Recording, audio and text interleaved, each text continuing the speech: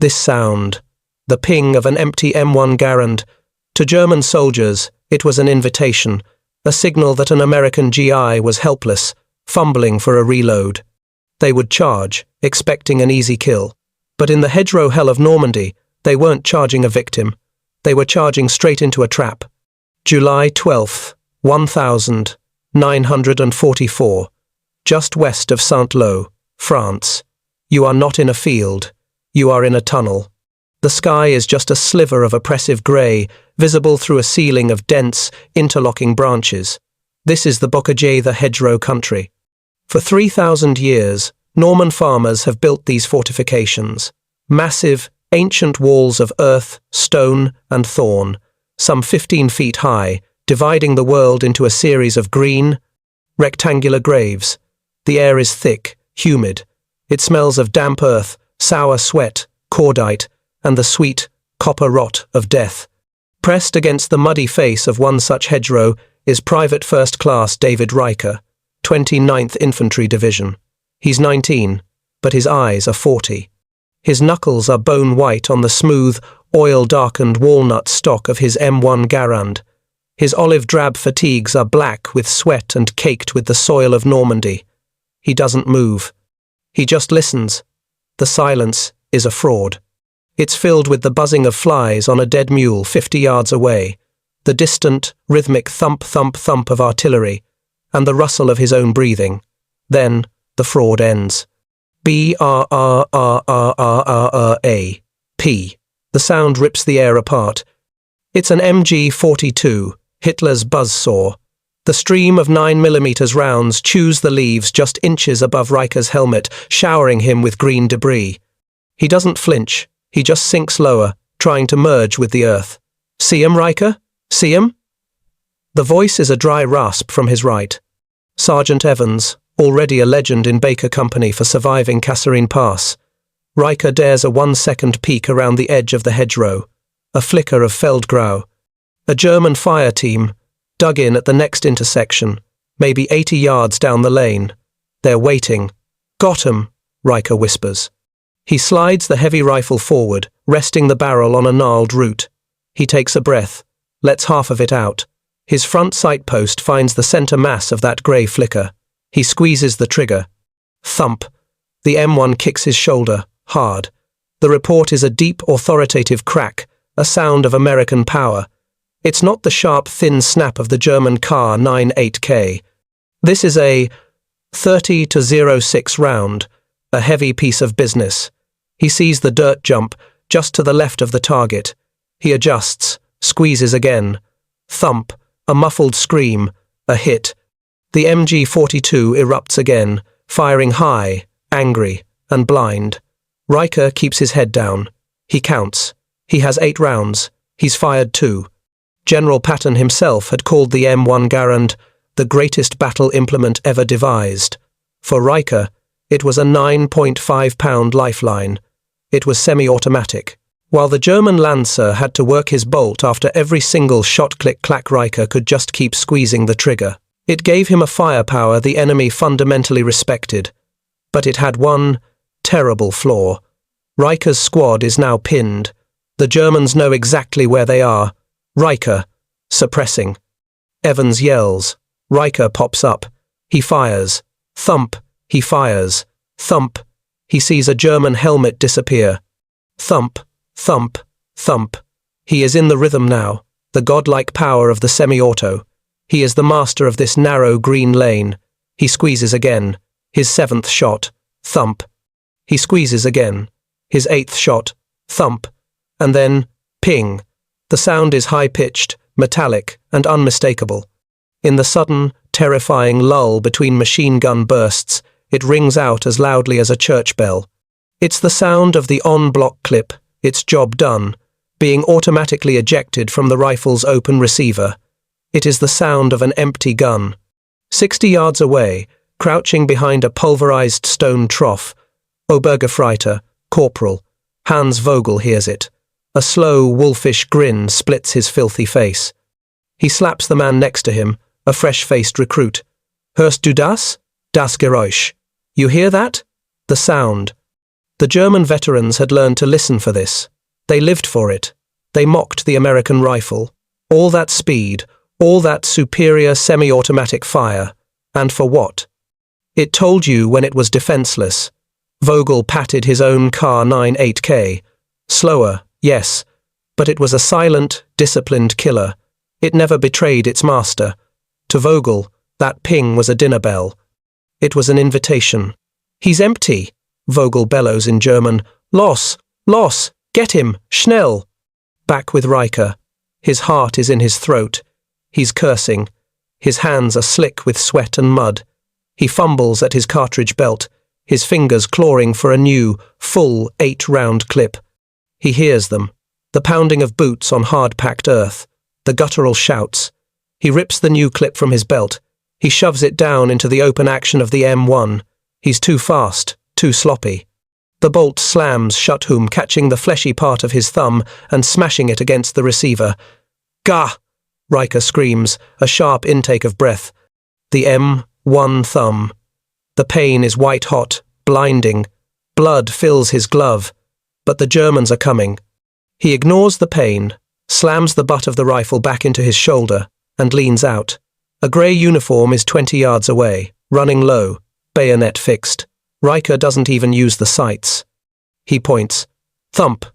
The German collapses in a heap, his charge finished. Riker shifts. Thump. The second man dives for cover. The MG-42 opens up again, desperately trying to save its men, but the assault is broken. Riker slumps back against the hedgerow, breathing in ragged, painful gasps. His thumb is a screaming pulp of agony. He's alive, but only by a fraction of a second. Evans crawls over, his face grim.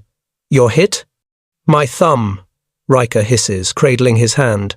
"Better than your throat," Evans grunts, pulling out a field dressing. "That goddamn ping. They're listening for it, kid. Every time. They hear that sound, and they think we're just pigs for the slaughter." Riker looks at his rifle, his savior and his betrayer. The Germans thought that sound made them a fool. They thought it was a weakness. Evans finishes wrapping the thumb. He looks down the lane, a thoughtful, dangerous gleam in his eye. They're listening. Evans says again, almost to himself. They rely on it. He looks at Riker. Well, if they're going to listen, we might as well give them something to hear. 2 days later, July 14th. The world has shrunk to another 500-yard stretch of hedgerow hell, just south of the Église Saint-Pierre in Le Désert. The 29th Infantry Division is paying for every foot of France in blood, and Baker Company is stalled. The tactical problem is a nightmare of geometry. The Germans, specifically elements of the 3rd Fallschirmjäger Division Elite, battle-hardened paratrooper shave, turned the Bocage into a fortress. Every lane is a pre-sighted kill zone. Every corner is a trap. An MG-42 nest is dug into a massive, ancient earth mound at a crossroads, protected by a Panzerschreck team and a half-dozen riflemen. They are untouchable. For 48 hours, every attempt to flank them has been met with precise, murderous fire. Sergeant Evans, Riker, and a quiet, barrel-chested private named Animal Kowalski are prone in a drainage ditch, 150 yards from the German position. The ditch stinks of stagnant water and rust. "They won't move," Evans whispers, his binoculars pressed so hard into his sockets they'll leave rings. "They're vets. They don't stick their necks out unless they're sure." He lowers the binoculars and looks at Riker. "Which is where you come in, kid." Riker, whose thumb is now a swollen, purple-black mess, just stares at him. "Me? You? And your empty gun sound," Evans says, a grim smile playing on his lips. "They heard it once and charged. They'll do it again. They're arrogant. They think we're stupid. We're gonna let 'em think it." He turns to Kowalski. Kowalski is cradling the love of his life. A 20-pound M1918 Browning automatic rifle, the BAR. It's a beast, fed by a 20-round, 30-06 magazine, capable of spitting 600 rounds a minute. It's the counterpunch to the MG-42. "Animal," Evans says. "See that cluster of briars, 30 yards ahead of us, to the left." Kowalski just grunts, his eyes already scanning the terrain. It's got a perfect line of sight down the whole lane, right into their flank. The second they break cover, you open 'em up. I want you to cut them in half before they take 3 steps. Kowalski gives a single, slow nod. His assistant, PFC. Miller nervously shifts the canvas bags heavy with BAR magazines. Riker, Evans continues, turning back to the young private. You're the bait. We're going to move you up to that destroyed cattle trough. He points to a shattered stone structure, 50 yards ahead of the BAR's planned position. It's dangerously exposed. Sarge, that's... Riker starts. It's supposed to be exposed. Evans cuts him off, his voice hard. They gotta see you. They gotta hear you. You're going to engage that machine gun. Fire a few rounds. Make 'em mad. Then, you're going to fire all 8. And when that clip pings, I want you to sell it. Riker's blood runs cold. Sell it? Curse, Evans says. Yell. Slap your rifle. Make it look like you're fumbling the reload. Make it look like you're panicking. We need them to believe, beyond a shadow of a doubt, that the stupid Amerikaner at the trough is a free kill. You give 'em that ping, you give 'em 3 to 5 seconds of panic, and they'll come. They won't be able to resist. And what happens when they come, Sarge? Riker asks, his voice barely a whisper. Animal makes 'em famous, Evans says. Me and the rest of First Squad will be right here, providing a base of fire. The second that MG-42 swivels to hit Kowalski, we're going to light it up. But it all starts with you, kid. It all starts with that sound. The plan is insane. It's a calculated gamble, using a design flaw as a lure. Riker looks at his M1, the one that betrayed him 2 days ago. Now, he has to make it betray the enemy. Let's go. Evans grunts, tapping his helmet. Move out, slow and quiet. Don't give 'em a reason to look this way until we're ready. Riker's heart pounds a sick, heavy rhythm against his ribs. He shifts his weight, the mud of the ditch sucking at his fatigues. He checks the clip in his rifle. Full, 8 rounds. He thumbs the safety. He crawls out of the ditch, the wet grass cold against his skin, pushing the 9.5-pound rifle ahead of him. Every rock, every twig, sounds like an explosion. He is a dead man, crawling to his own execution. He is the cheese, and the only question is whether the trap will spring in time. 20 minutes pass. It's the longest 20 minutes of David Riker's life. He is in position. The cattle trough is just a memory of a stone structure, pulverized by artillery into a low, L-shaped ruin of jagged grey rock. It offers concealment, but not cover. A single, well-aimed Panzerschreck rocket would turn him and the stones into a pink mist. He can smell his own fear. It's a sour, metallic tang in the back of his throat. Through a V-shaped crack in the stone, he can see the German position. It's a dark, jagged moor of earth and logs dug into the hedgerow, 150 yards away. A fortress. He can't see the gunner, but he can feel him. He risks a glance to his left. He can't see Kowalski or Miller. The briar patch is just a dark, silent clump of vegetation. He hopes to God they're there. He hopes they're ready. He looks back at his M1. He's not the 9-year-old kid from 2 days ago. His thumb is a dull, throbbing ache, a reminder. He is no longer a victim of his weapon's flaw. He is its master. He is a predator, learning to mimic the cry of a wounded animal. He rests the Garand on the stone, pushes the safety off with his throbbing thumb, and takes a breath. Okay, Sarge, he breathes. Something to hear. He centers the front sight post on the black void of the German embankment and squeezes the trigger. Thump. The 30-06. Round cracks across the unnatural silence. He doesn't wait to see where it lands. He fires again. Thump. He's not aiming to kill. He's aiming to annoy. He is knocking on the devil's door. The answer is immediate and furious. B-R-R-R-R-R-R-A-A-A-A-P. A white-hot stream of lead slams into the stone trough. Chips of rock and ancient mortar sting Riker's face like hornets. The sound is deafening, a physical hammer blow against his helmet. The MG-42's cyclic rate is so high, the individual shots blur into a single, terrifying ripping sound. He presses his face into the dirt, his body rigid. The burst lasts for 5 seconds, and when it stops, the silence that rushes in is heavier than the noise was. "Got your attention," Riker mutters, his teeth gritted.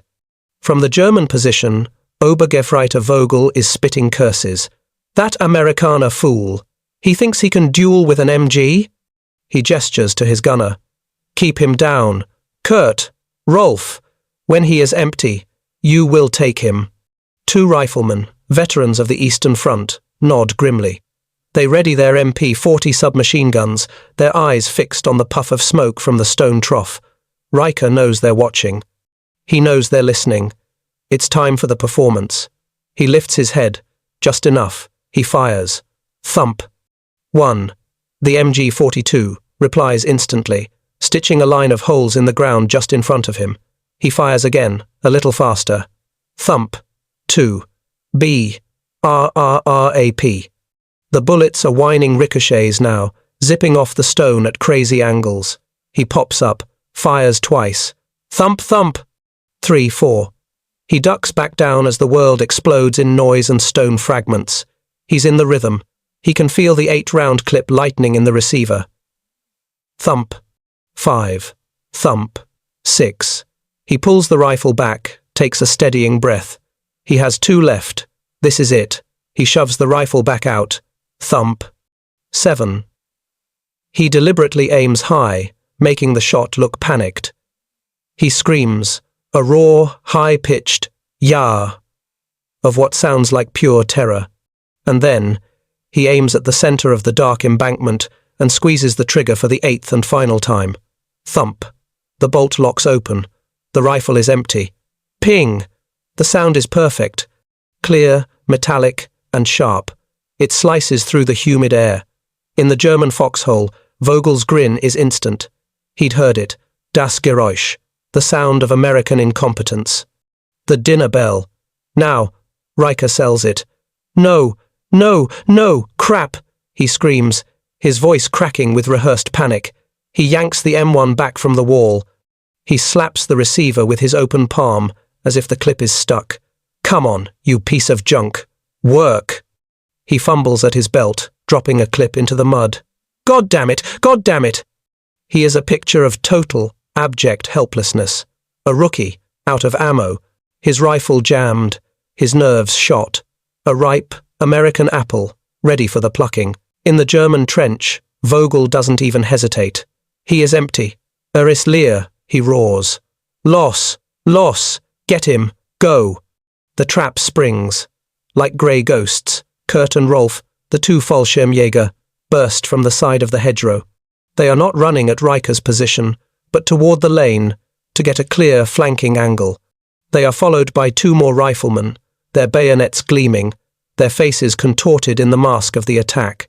They are fast, they are professionals, and they are completely focused on the helpless GI in the stone trough. They cross the invisible line, the pre-sighted 30-yard patch of mud and grass that Kowalski has been staring at for half an hour. Riker sees them. His act stops. His face becomes a cold, hard mask. He drops his empty rifle, pulls his M1911 pistol from its holster, and flattens himself against the earth. He doesn't need to fire.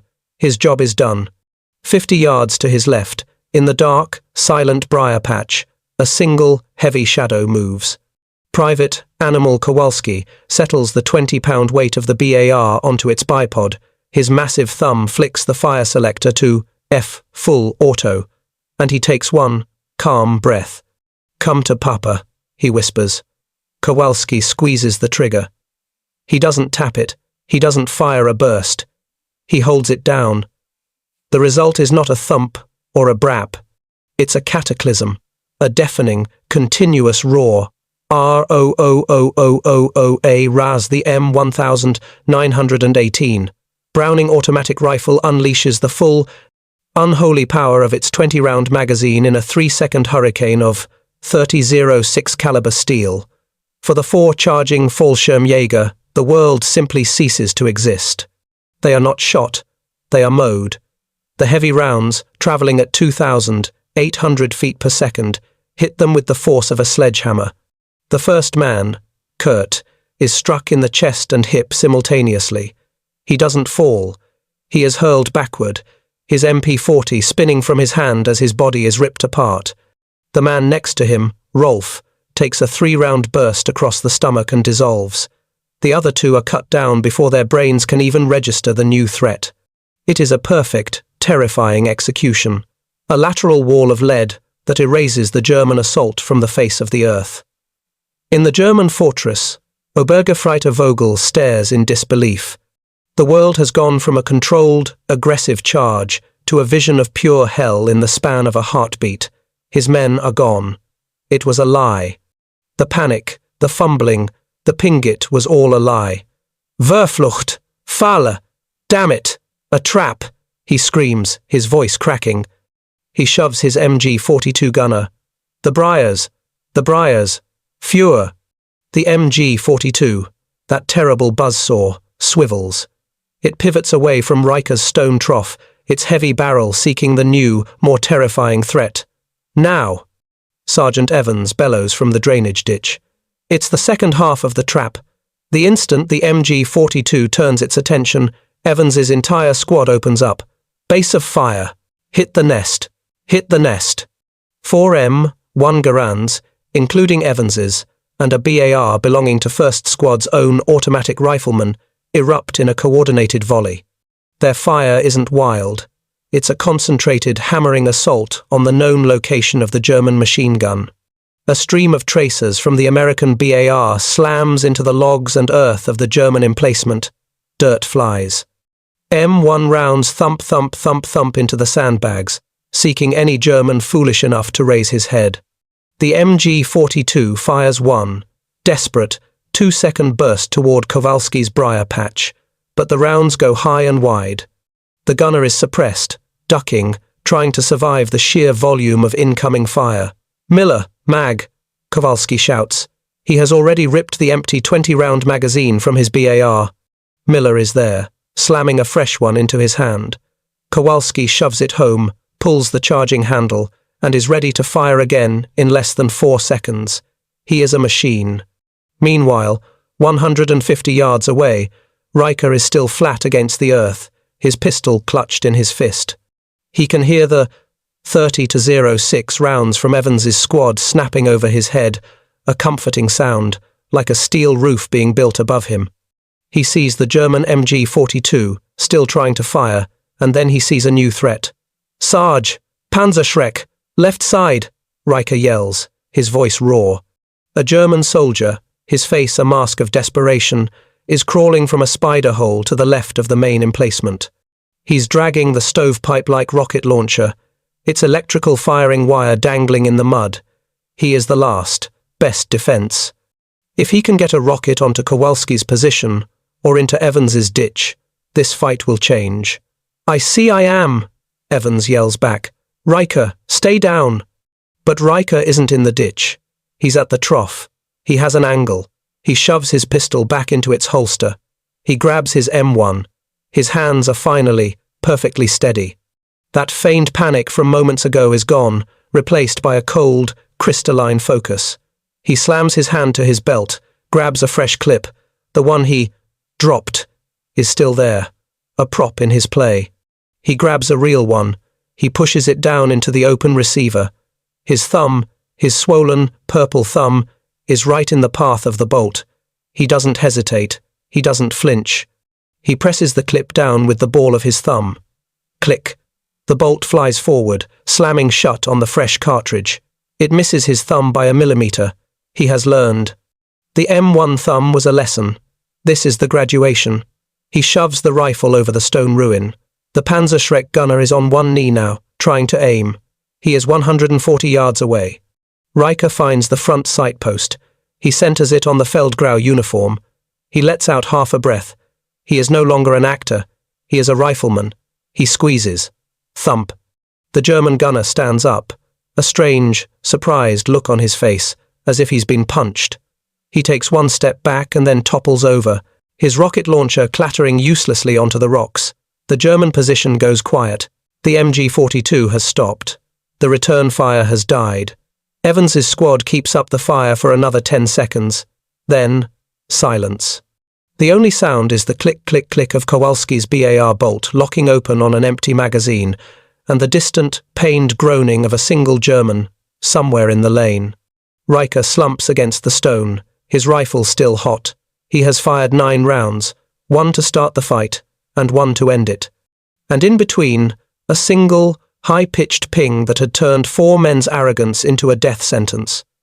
The silence that follows is heavier and more terrifying than the battle. It stretches for 10 seconds, then 30.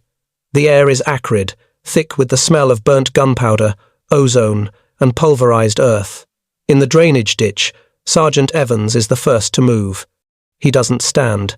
He rises to a crouch, his eyes scanning every shadow, every leaf. First squad, on me. Riker, Kowalski, you're with us. Miller, cover our rear. Riker gets to his feet, his knees watery. The adrenaline is fading, leaving a sick, shaky hollowness in his gut. He ejects the partial clip from his M1 and slams in a fresh, full one. This time, his thumb doesn't even come close. He moves out from the stone trough, his rifle at his shoulder, his eyes sweeping the lane. He joins Kowalski, who is standing over the 4 dead Fallschirmjäger. Riker's stomach clenches. He looks away. It wasn't a fight. It was an execution.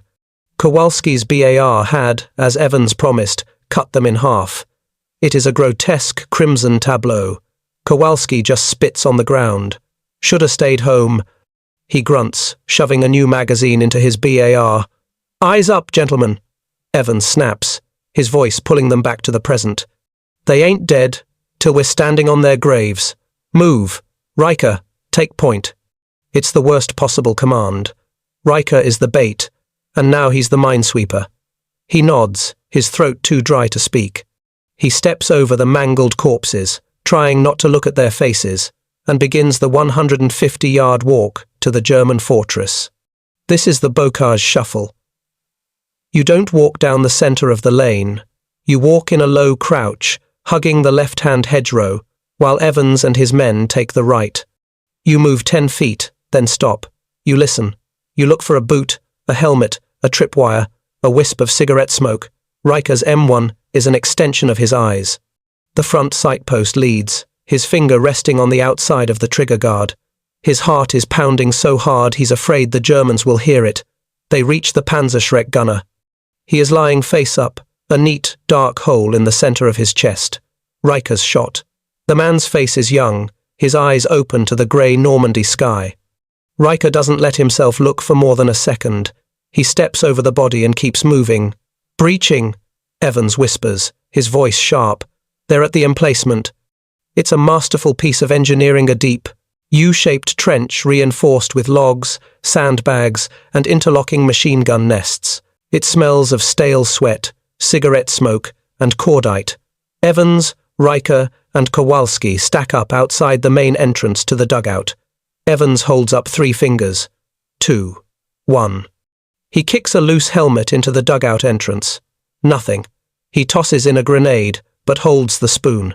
It's a bluff. Nothing. Clear, he says, his voice low. He unclips a fragmentation grenade, pulls the pin, and lobs it deep into the dark trench. Fire in the hole. Whump! The explosion is muffled but concussive. Shrapnel thuds into the earthen walls. Go, go, go. Riker is the first one in, just behind the blast. He dives low, rolling to the left, his rifle up. Kowalski goes right, his BAR ready to cut down anything that moves. The dugout is a wreck. The MG-42 is there, its barrel warped, its gunner slumped over the breach, killed by the suppressing fire from Evans's squad. The assistant gunner is in the corner, his hands clamped to his stomach, staring at his own intestines. He looks at Riker, his mouth opening, but only a wet gurgle comes out. Clear. Riker yells. Clear! Kowalski bellows from the other side. Evans enters, his M1 Garand scanning every dark corner. He spots the wounded assistant gunner. The German is already dead, his eyes just haven't closed yet. Evans looks at him for a second, his face unreadable, then moves on. In the back of the trench, they find Obergefreiter Vogel. He hasn't been hit by a bullet or shrapnel. He is crouched against the wall, his Kar 98K in his lap, a potato masher grenade in his hand. He is dead. His eyes are wide open, his mouth a perfect O of surprise. Concussion? Evans says, nudging the man's boot with his own. Our arty from this morning, or the frag. Heart just stopped. Riker slumps against the dugout wall, his whole body vibrating. He looks down. Next to Vogel is a small, worn, leather-bound book. Evans picks it up. It's a photo album. He flips it open. A picture of Vogel, smiling, in a crisp, clean uniform, arm in arm with a blonde woman. On the next page, the same man, holding a small child. Riker feels sick. Evans stares at the photo for a long, quiet moment. He closes the book and tosses it back into the mud at the bottom of the trench. He turns to Riker. You did good, kid. He says, his voice flat. You did real good. He pulls out a crumpled pack of Lucky Strikes, lights one, and hands another to Riker. Riker's hands are shaking so badly it takes him 3 tries to get it lit. That ping, Riker says, the smoke burning his throat. It was just a sound. Evans takes a long drag, the cherry of the cigarette glowing in the dugout's gloom. Kid, he says, blowing a stream of blue smoke. In this man's army, everything is a weapon. Your rifle, your bayonet, your helmet. Even the noise it makes when it's empty. He claps Riker on the shoulder, a hard, heavy gesture. Especially that. He looks back at the dead Germans, then out toward the next, unbroken, green hedgerow, 200 yards away. Don't get comfortable, Evans says, his voice already tired. We've got another one of these to clear before lunch.